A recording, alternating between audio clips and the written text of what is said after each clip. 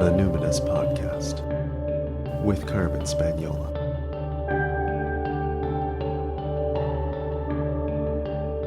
Hi there, and welcome to the Numinous Podcast, where we have interesting conversations with everyday folks about the mystery of life. And every once in a while, I send you a brief missive, a little dispatch from here on the farm on Insilkshin-speaking territory, not too far away from a small town known as Summerland, BC.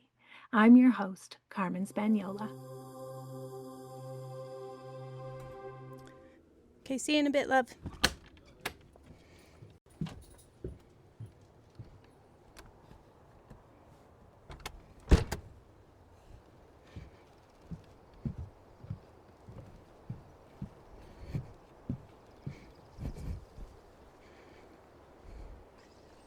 We had a light dusting of snow last night, which is so great because that's how it's supposed to be historically in this ecosystem. March is still very much, winter, spring, and we had a few warm days there, and it looked like we were headed towards bud break, which would have been devastating. I live in orchard and wine country, and so can't have bud break and then have like a big frost in April, for instance, because that can take out an entire crop, But incredibly, I don't know if you can hear this, but the juncos, they sound like cicadas. But those are just junco birds that are back for the season. And we left our cover crop standing. It has a ton of millet in it. And so we've had so many birds and ducks. There's never been ducks on this land like this before. And there's a flock of like 100 ducks that come.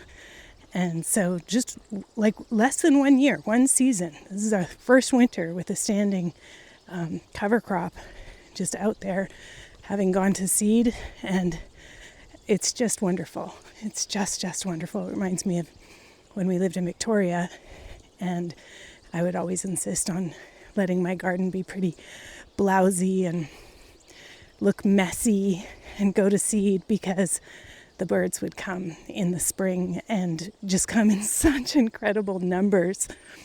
And I just found it such a joy and such a delight. So this reminds me of home. Okay, what I want to talk to you about today is making decisions in collapse. Like, let's have some thought partnership here. And I was inspired to share this because we just had Collapse AMA in the Numinous Network, or Ask Me Anything. Just got to get over the fence here. Hang on. Did I tell you that I'm climbing over the fence as a way to condition my body to get ready to get up on a horse? I had asked Ruben to put in like a man gate, or somehow, can we change the lock so I don't have to carry keys. We can't find the key to it anyway, thing that's on it, the lock. But anyway, then I decided this is my year of positive mental attitude, and I would use this as a way to get ready to get on horses. So now I'm hopping over that fence like nobody's business. Anyway, okay, so in the Numinous Network, which has been described by one of the members as like a cross between the library and the YMCA. It's like there's all these courses and all this knowledge that you can get on demand, but there's also these classes that you can just drop into. And if you think about the classes, they're kind of in these different streams. There's one stream, like when I say classes, I mean like drop-in sessions. We have like 40 to 50 drop-ins a month. So pretty much every day you could drop into a class, a live session. And those live sessions are like 45 to 60 minutes. And so the themes of them kind of line up like this. There's a bunch that kind of are around attachment and around contact nutrition, getting contact nutrition from kind people, people who are also on some kind of, I guess you could say, healing journey. It could be trauma recovery, or it could just be like, oh, I'm really struggling to survive under capitalism and I can't afford therapy lately. And so it's not therapy, but it has the same sort of therapeutic benefit of contact nutrition, of somebody, having empathetic listeners, of having someone hold space for you, or being able to just quietly witness and let your mirror neurons kind of do the work, just witness people be well met and matched. And so through that, we can have some attachment repatterning, some corrective experiences around our attachment wounds. That's kind of like one thing. So like community, hangs, somatic attachment repatterning, bit of that kind of stuff. Then there's this other stream that's like somatics, gentle movement for people who have very sensitive nervous systems, which again, under late stage racialized capitalism, is many of us. So for people who like are, hyper aware of their body or their environment, this is like a very gentle, low stakes somatic practices that are very much about self-determination and agency and consent and choice. A lot of the time we encourage you to just not do a practice or pause a practice or skip an exercise.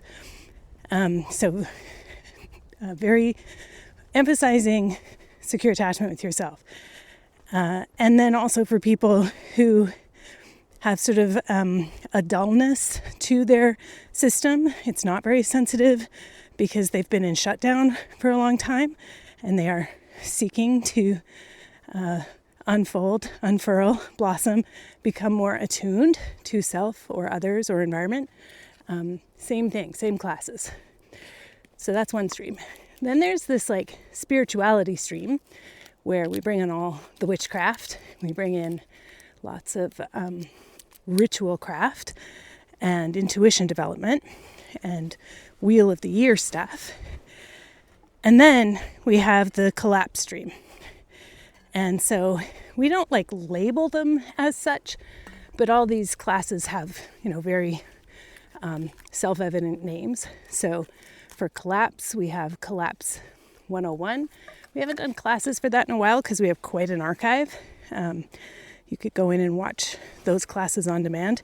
But what we do have ongoing is the AMA, Ask Me Anything, and also parenting and caregiving in collapse. So one of the things that we noticed in our Ask Me Anythings is every month there would be somebody asking about how do I parent with the rise of, incel culture targeting my sons? How do I parent in, a COVID conscious way when my kid is immune compromised but needs to go to school or have friends? How do I, like these kinds of things would come up every single month. So I'm super delighted that we have parenting and caregiving in collapse. That's actually hosted by one of the other guides, and her name is Jen Mora, and we have been in similar collapse communities in following Sharon Astick, and we just have a lot of the same influences. Ruben and I and Jen we always seem to be really on a wavelength, so very grateful to have Jen leading that. I thought though that, now that we are very clearly entering another war, and when I say we, I mean like the world, because American imperialism knows no bounds, and we are all impacted. And all of us in the, whatever Carney called it, the mid countries, the people who are middle powers, capitulate, right? So we're all in it.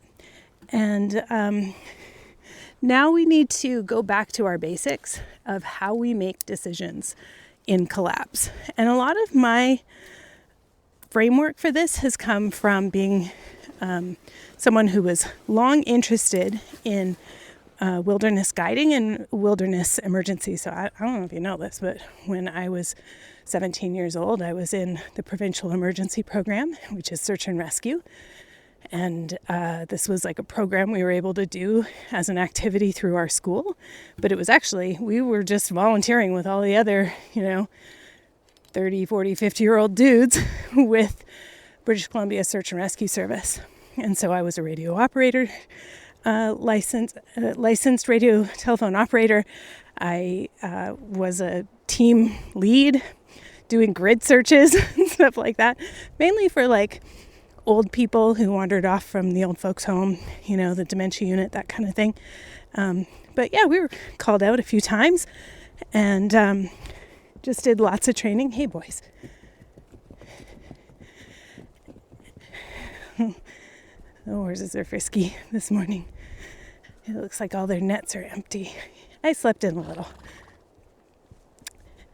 So I eventually, so that was when I was like 17. And eventually, when I was, 40? I became 40-something, maybe 42. I became a backcountry pack horse guide. Hey, Ska. How you doing, bud? Hey, Bo. There's nothing in there. Yeah. So I have studied a lot, read a lot of books on what goes wrong in wilderness scenarios and how you can stay calm and try not to make the obvious mistakes that all humans do. If you look at how many people die in accidents, wilderness accidents, actually a lot of them are guides. And it's because they have a felt sense, a somatic sense of having assessed risk successfully many, many times in the past. And so they'll go through all of the steps to make sure they're mitigating risk. But ultimately, we sort of fool ourselves into thinking that this is, a rational process and the rational process is going to save us. When actually we all make decisions. All decisions are emotional. They're somatic. They're felt sense. They're intuitive. And essentially post hoc rationalizations and repetition, experience, habit. So what we have to do when we're in collapse times is remember our framework for how we're going to make decisions when the reality is shifting and we've actually never experienced anything quite like it. We don't have a mental model, and we have to not fool ourselves into thinking that this current experience is similar to our past mental models when we're actually just like way out of bounds. So the Ask Me Anythings are a little bit like Dear Abby. People are, sending us questions, asking us advice. When I say us, it's me and Ruben. It's the one event in the Numinous Network that Ruben and I co-facilitate. And if you're new to these parts and you don't know my husband Ruben, he's a vetted man. It's like the one guy whose opinions I actually care about. In any collapse scenario or emergency scenario, it's invaluable to have a thought partner who is able to self-regulate, who's able to be calm while you think through difficult things. That isn't to say that, Ruben and I don't experience anxiety. We absolutely do. But we know when we do, and we know when each other does. So being able to co-regulate and think a problem through, again, invaluable. So that's why we have these AMAs, because people write with questions that are, they're the dilemmas of everyday living, but with the sort of additional backdrop of we can all see and accept and understand that collapse is happening, though the acceptance part is really difficult. And so assessing risk and still experiencing joy, etc., having a compassionate witness from somebody who really gets it and isn't going to gaslight you or minimize your anxieties and concerns is really, really critical.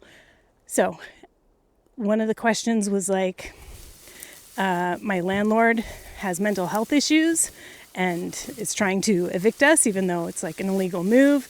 My husband wants to stay, but this place is poison for me. I would like to go. But the thing is, it's so much cheaper than anywhere else. What should we do? This is a perfect example of a collapse dilemma. The other question, my young adult daughter has dual citizenship, US and Canada. So she's going to school in Canada. I'm in New York. but it's very difficult to parent her from afar. And of course, all emergent adults have a tough time, right? And so they call you in tears, they call you with anxieties, health stuff, whatever. How do you parent somebody who's just launching in these times when like crossing borders and all of that just feels very heightened, and yet you want the best for them. You want them to be safe. And maybe being safe means being thousands of miles away from you. How do we cope? How do I integrate this? How do I parent from afar? Perfect collapse dilemma. Again, something all parents have to deal with, but if you are tracking collapse, it has a more intense feel to it because, again, this heightened awareness of the critical impacts of making bad choices, right?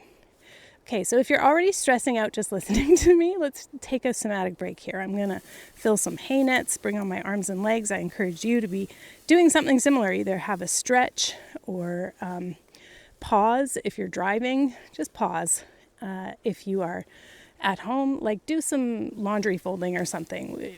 When we have our collapse AMAs, we take a lot of somatic breaks so that we can bring on our arms and legs and recruit more of our body to process the stress of these times instead of having all of the signals in our body really gripping the midline, shooting up the central nervous system, creating issues around, heart, breath, racing thoughts, etc. Bring on your arms and legs. Do something with your arms and legs now.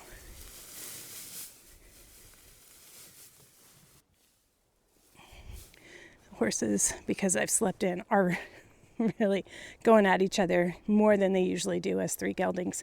So I'm going to free feed them a little bit so that they are a little calmer when I come in with the hay nets and they don't all descend upon me in a horde. Little co-regulation with ingestion behaviors here. Look out there, Skaha. Let everybody... Oh, I'm chasing them off this morning, you reverie. Here you go, Skaha. Hey, big baby. Here you go, baby boy.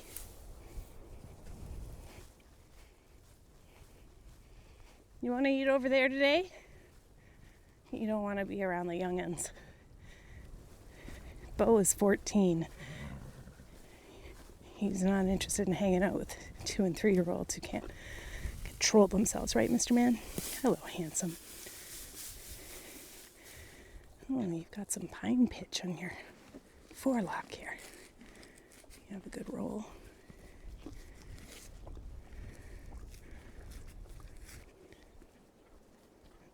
Then I have to come back to the wheelbarrow where I had all the hay and redecorate a bit because Reverie actually just pulls all the hay out.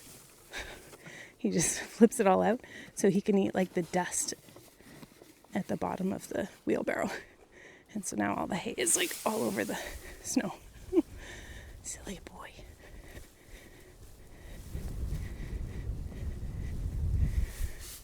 Whew, it's windy and cold. Okay, so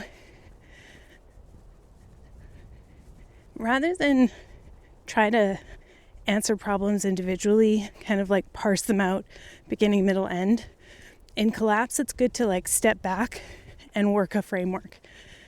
And there's lots of different ways in emergencies, collapse, whatever you're in, to have a decision-making framework. The first thing I do is when I'm thinking about what would be the impact of my choice, I think about what is the critical impact rating. This comes from adult education, as far as I know, where and I teach about this in one of the courses available on the Numinous Network called Teach Well. Turn your knowledge into a course, basically, in like basically a time of it, like a weekend, essentially.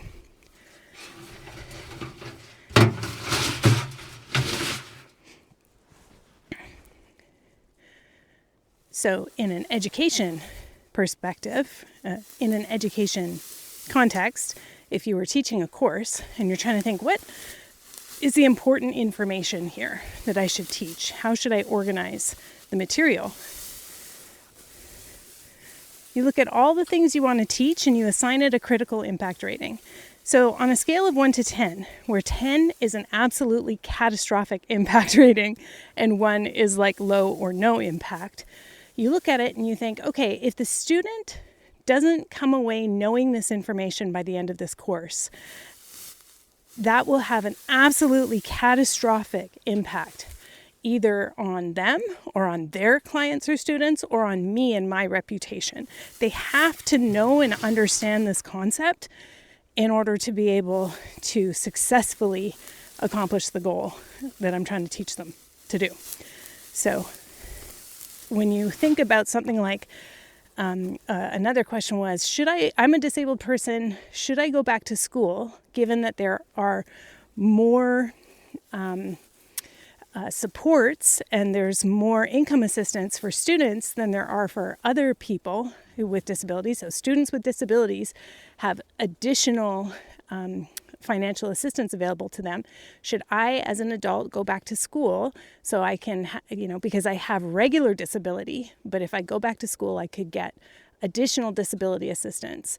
And I would actually love to go back to school because, there's like to go back and just learn for the sake of learning, However, what if it kind of calls attention to me, or it means I also have to have my doctor reassess my disability status more frequently? And what if they try to force me back to work? That's an additional stress, etc. So if it is a little risky for me to receive this additional disability, like how do I decide if it's worth it or not? So in that case, you might say, okay, you have to define critical. So in that case, if it compromises or eliminates my access to housing or food or like healthcare, any kind of critical access, if it compromises or eliminates that, that is a 10 catastrophic impact rating, right? If it's like 7 or 8, it's not likely, but it could happen. It would have a high impact if it happened, but it wouldn't necessarily eliminate my access. So, you're kind of weighing these nuances, like what are the chances it would happen? We can't really know. But if it did happen, how catastrophic would it be? If it was like, if I lost my disability assistance, I actually could recover somehow. I have a partner who works, or I have, there's inheritance coming to me. Well, then maybe it's a 5, right? So we're not going on wishful thinking here, like, oh, but if it doesn't happen, no, we're saying if it happened, if the worst thing happened, how catastrophic would that impact be on you? If it's like, well, if I lost my permanent disability financial assistance, that wouldn't be the biggest thing in the world because we have $500,000 in RSPs or like 401k, and we also own our house. I mean, awesome, great. But in this case, if you're like, I'm a single woman who's 50 and I have no partner and I have no family assistance or support network, and I have no savings, then if you lose it, that is catastrophic. So it's actually a very high risk you're taking. That's not to say you shouldn't take it, but you should know what the risks are. So what you do is you go through and you look at the good, the bad, and the ugly. What are all the possible scenarios of what could happen that you can think of? There's going to be some that you can't think of. That's just like part of complexity theory, right? But that you can think of. You look at the good, the bad, and the ugly, and you see how would that impact you. And in Collapse, I don't emphasize looking on the upside too much because the upside's just upside. We don't really have to plan for that. So this isn't about weighing, are the potential benefits outweighing the potential negatives. That's not what we do in Collapse. That's not what we do in Collapse. Because we know the potential benefits are just like way better than the bad things. And we can work that out when we get there. But, people say life is short. It's not. It's long if you make bad decisions early on, right? It's very hard to stop a snowball rolling downhill. So we look at those scenarios and we give them a critical impact rating. And this means that we have to actually face those realities. And then we do also connect our head and our heart, because it may be that you care about this thing so much that you can't stop thinking about it. You can't stop, it's so much part of your values, your integrity, who you are, that you're kind of obsessing over it. And in the network, what we talk about is like reaching for what you care about. And so what I mean by that is like, if you did this, would it be worth it? Even if things don't work out, even if you fail, even if something worse even happens and it has a very severe impact on you, would it be worth it nonetheless? Because you care about this so much. It's so important to you. It's so core to your identity. It's so critical for, the longer term, whatever. So if you are reaching for what you care about, and that, I mean, like, not just like, it's not just our dreams, it's our values. Our values are a promise to ourselves that it would kill us to break. And so if you really care about this and you're like, yeah, it could have an absolutely catastrophic impact, but I care about it so much, then there you go. That's your choice. Now what you have to do is accept the risk, accept that it could go very poorly, and come up with plans. Come up with plans B, C, D, E, F, G, H. Come up with optional scenarios. One of my colleagues says, Carmen, the way you move through a project is like water, like you're a flowing stream. And if there's like a rock or a tree falls, I think I said this last dispatch. I was telling somebody this. But it's like you move forward, even if you encounter a barrier, you're like, oh, that's okay. We're going off to the side then. Oh, we're going to go under it, going to go over it, whatever. It's like the water, though, just keeps flowing and finding its level. And I think that's my trauma response, is to stay mobilized. And again, it could also be because I've been like fascinated with wilderness survival since I was a teenager. But the guideline for that is like, turn your fear into focus. You have to have enough fear to maintain a level of situational awareness, so that you can, be wise when you're moving through the woods, but not so much fear that you get immobilized. And so that's the balance. You got to like turn that fear into focus. So focus on what you really care about. Focus on reaching towards what you care about, what your motivations are, the world on the other side that you are hoping to create, that it would be honorable even to fail. If that's the case, then you might still move forward, but with that sobriety that will help you respond when things start to get wobbly or go off the rails. Another great guideline that I remember comes out of this book. So Sinopoulos Lloyd recommended this to me. So from Queer Nature, I think it's called Deep Survival, Lawrence Gonzalez. And he said, a survivor expects the world to keep changing. So this is where we come up against our mental models. So people have mental models of the world, and we call them mental models, like kind of frameworks of understanding, histories, etc., that all go into projecting into the future. But the term mental model really betrays how physical it is.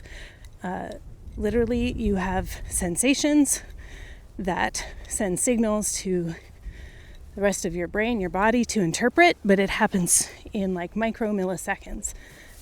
Hey, bud, can you just wait? You just wait? So actually what we have are really like intuitions and gut instincts. And so it's important to be able to regulate your body and stay calm in order to be able to interpret the signals you're getting so that you're not acting on the wrong mental model, right? And so this is like a big part of making decisions in collapse, is about being able to connect your head and your heart, stay calm, keep breathing, feel your feet in seat, stay mobilized, not get too frozen, not get too in your head. Because even when you're like really in your head, what you don't necessarily recognize is that your nervous system, your body is like firing on all cylinders. It's especially difficult to discern if you're in a freeze response. A lot of people don't recognize that as being the most heightened level of stress you can have. So we want to be able to maintain a certain level of fluidity, even humor, even if it's black humor. It's one of the ways that we just stay mobilized. So we don't sort of fool ourselves into thinking we can just rationalize our way through important things like this. We have to recognize, am I thinking about this when my state is so super heightened? And I'm probably not thinking clearly. This is why having thought partnership, having group chat, having an AMA, having a place where people will come and like distribute the activation, lend their well-regulated nervous systems to yours for a moment, a little tether. So our mental models have to be flexible and adaptable in recognizing that we actually haven't lived through this exact moment before. And when things are really, really scary, really, really overwhelming, reality can be so aversive, so repulsive to us on every level, physically, emotionally, psychologically, spiritually, that we will do everything we can not to grapple with reality as it is, but as we wish it could be, or as it has been in before. We've seen this since the outset of the COVID pandemic, right? We know all the things we should do to keep this disease, this virus under control, but we haven't done any of them because it is too costly for us to have to face that this is the world we live in now. And so instead we have mass disabling events. We have people who are like, wow, it's so weird, all these young people getting cancer. Wow, it's so weird, all these, athletes and healthy people having cardiac issues. We don't know where it comes from. You got exposed to COVID. And we desperately don't want to think that because we don't have long-term treatment for it. And we don't have the social capital, meaning the social willpower. We don't even have to talk about the political will. We don't have the social will to face that reality. And that is just so despairing. That's where the existential despair comes in. Again, this is why we need to have collapse groups, quote unquote safe space. It's amazing, actually, people come to our collapse AMAs and they leave actually feeling uplifted, even though we've had this thought partnership and emotional attunement, and we've really grappled with the toughest stuff that it seems the vast majority of people in all of the systems don't want to deal with. And the relief you feel, the coherence and the grounding that comes from that coherence, it feels so good that people feel relieved and connected when they leave. It's the wildest thing. We do our best to make sure that we are pacing ourselves in these conversations, and that seems to help. I don't know that we always, hit that mark perfectly, because Reba and I talk about this stuff all the time. So, if you then have to leave a call like that with so much compassionate reality, and then you have to pivot to the rest of your life where there's none of that, that can be difficult. But again, that's why we do it within the context of the Numinous Network, which is always there. And we have on-demand supports like meditations, hypnotherapy, somatic practice videos. We have this practice portals, and there are lots of people who are like, the practice portal saves me, because I just get in there at any time and do these 3-minute videos of Carmen being like, I'll practice with you kind of thing. So anyway, we have to be able to grapple with and face reality as it is, not as the more pleasant version of reality that we have known, which is what our body and mind is actually making decisions based off of in our mental models.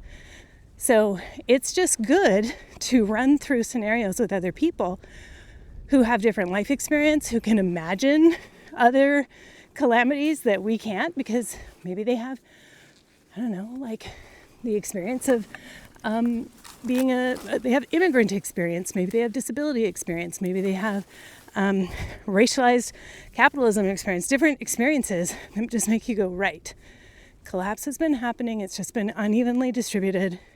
There's tons I can learn from people who have been going through it for literal generations, and it really does relieve a lot of the pressure just to know that there are thought partners out there with you who will help you weigh the risks, manage your emotions about them, feel the fear and do it anyway sometimes, and also reach for community, mutual aid, joy, the arts, creativity.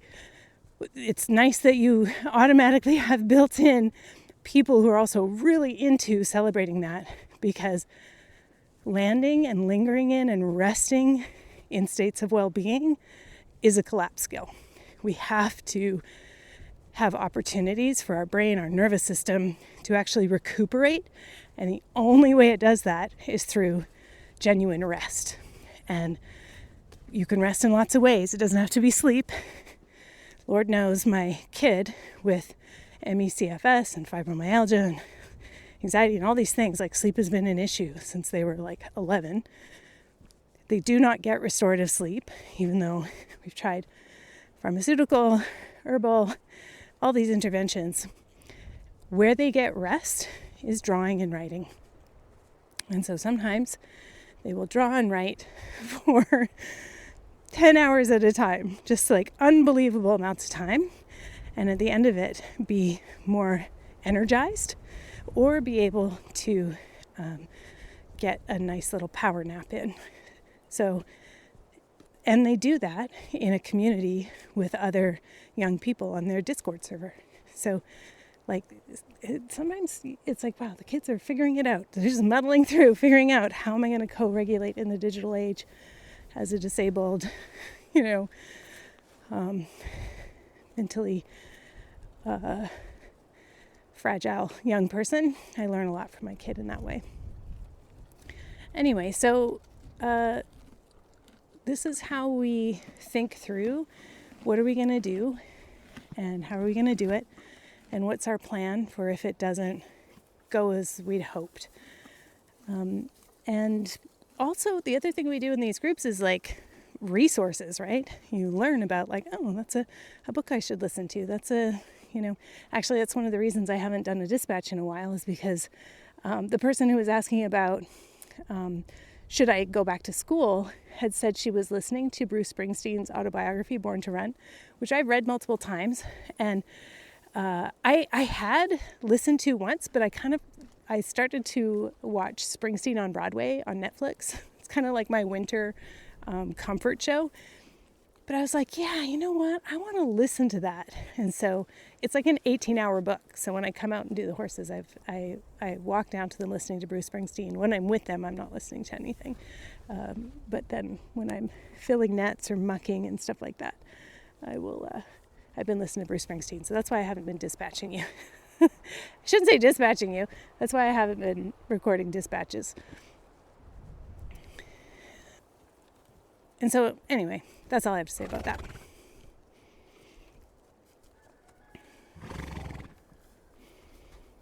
I don't want this whole thing to be like an ad for the Numinous Network, but I do want to say this is where so much of my thought partnership comes from, right? It's like preparing to teach classes, the sharing that happens in live calls, and for especially ones that have like quite can be difficult emotional material, it's camera on or off, camera optional. So if you're one of those people who wants to come and be nonverbal, hey, there's this place for you there, and we have a way for you to be included as well. We just like use the chat and renaming yourself as NV, nonverbal, and then your name.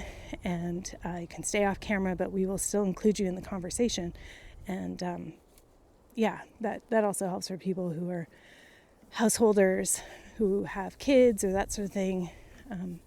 Accessibility is really important to us.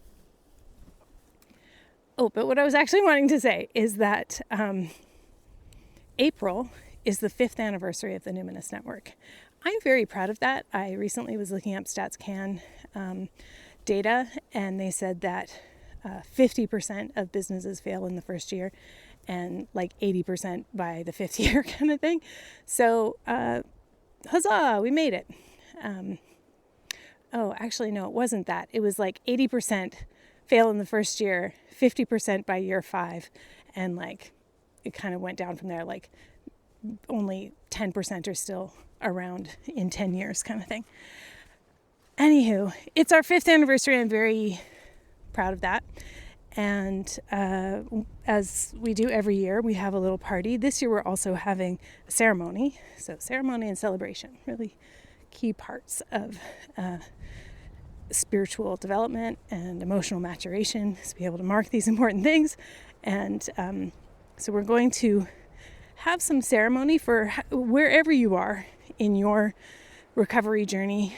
And when I say recovery, that's from any kind of trauma, also from just living in collapse, these many years.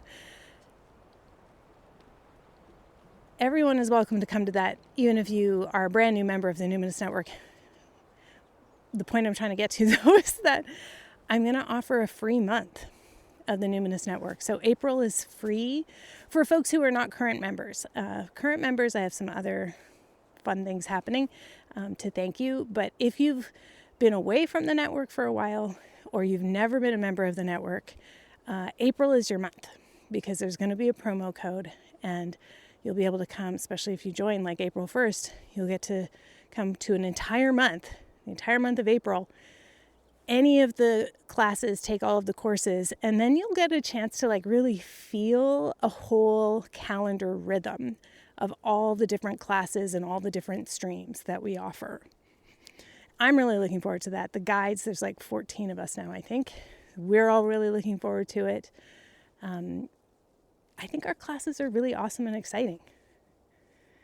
And even though there's like always a couple hundred members of the Numinous Network, on any given call, there's between like 4 and 20 people. There's more when it's just like somatics classes where like no one is talking except for the guide. Some of them get a little bit bigger, particularly like when we do weekend events, Wheel of the Year events. They can be a little bit bigger. The witchcraft ones, the Numinous tutorial, where I do 1-card readings for people, those are quite popular. But even if we had like 500 people, which would be awesome, come try us in the Numinous Network, statistically speaking, that would only increase the head count in each call by like 5 to 10 people. Because the actual live participation is quite low, even though the network itself is very sticky, is what we would say. This is probably only interesting to like fellow entrepreneurs, especially if you're an online entrepreneur. But basically, we have about 18% of our members who have been members for 5 years, which is an incredibly long time for an online community to be like a subscribing member for 5 years. So like there's very good things happening, and there's but even those people, they don't come to many. It's almost like they have it as an insurance policy. They know that if they have a little crisis or breakdown, they'll be able to parachute into the network. And yeah, it's just like insurance. It's like, it's not group therapy, but it has a very therapeutic feeling and benefit to it.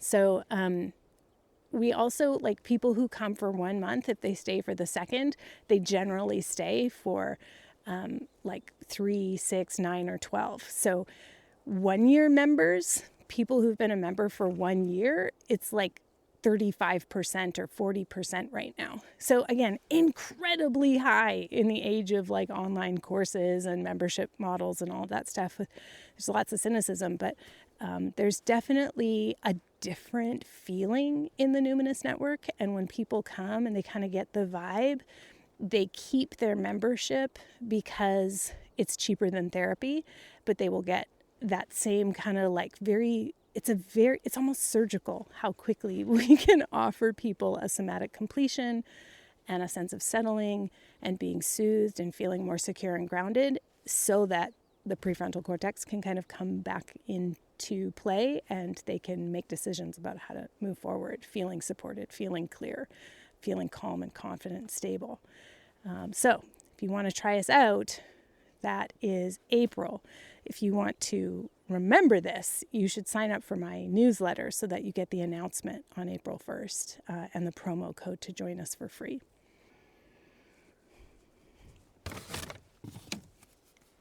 Okay, I am thinking about decision making and collapse again. I guess like the main takeaway is like we need to stay like calm and connected and stable, but like connected to both our heart and also to reality, so that, you know, we can face reality even when we're afraid, and then we can have a plan for navigating the reality as it is, keeping an open mind that reality as it is probably going to change. Could be for the better, could be for the worse, we don't know.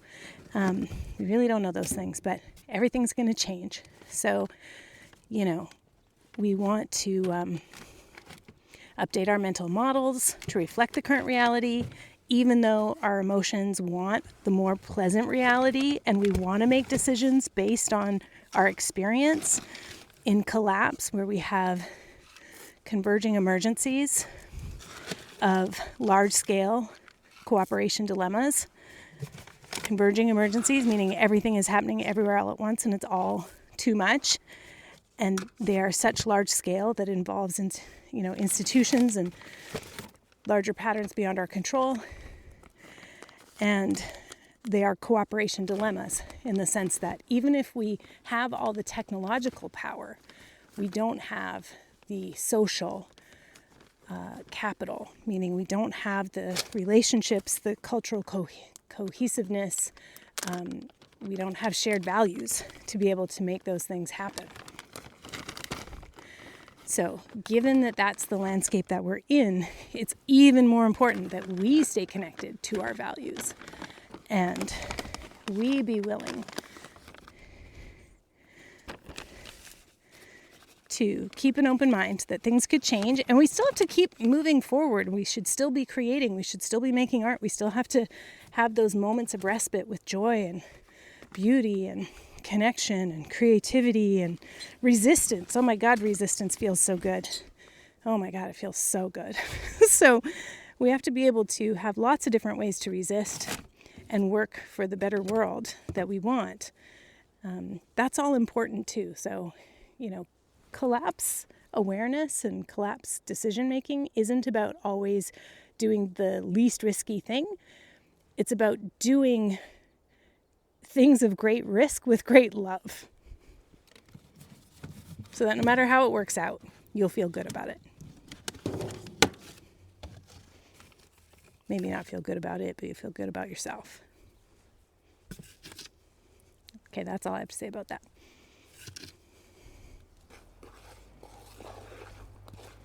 I guess I should say, if you got some decisions on the bubble right now, you don't have to wait till April. You could join us now and you could take my course Teach Well,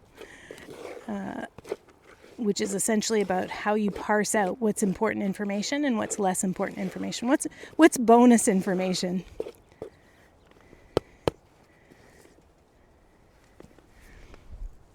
It feels weird to actually be talking about this and telling you this, because I personally have been heavily marketed to on Instagram by marketers who are trying to sell their marketing programs to me, to be like, I made $750,000 on my retreat or in my courses, and you shouldn't be doing courses unless you know you're going to sell, and they've really ramped up the advertising towards me. And why is that? It's because of economic precarity. So they know that people who are feeling economic precarity are more likely to have that very strong aversive feeling about reality. So the reality is you should be saving your money, not spending it on courses right now, not spending it on coaching. We're in collapse. And war is a perfect example of when you should be saving your money, not spending it. So only join the Numinous Network if it's going to be saving you money on expensive coaching or, therapy that's sort of just talk therapy and they don't talk about collapse. Okay, truly all I have to say about that. You guys want to eat, right? Good boy, Bo. I know you're so impatient. Thank you for your patience.